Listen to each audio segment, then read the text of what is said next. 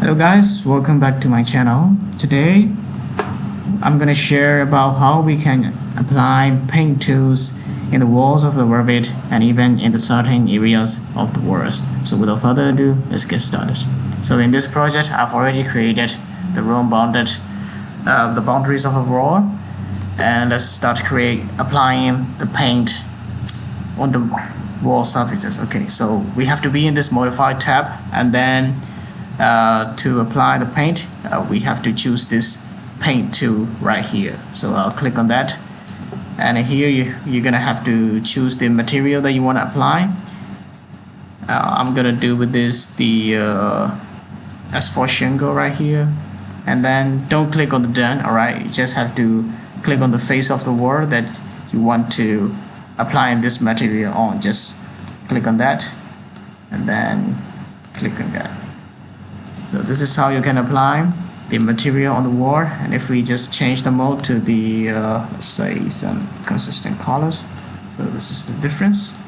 Okay, but if let's say that we only want to apply the this left side of the wall with another material, so what we can do is we have to choose this split face, click on that, and second we have to choose the wall that we want to split. So just click on this face, and we have to draw some lines here, right? So I've picked the line and then just draw that, and then we can adjust the dimension here. So it's like maybe say 3 meters. Click OK.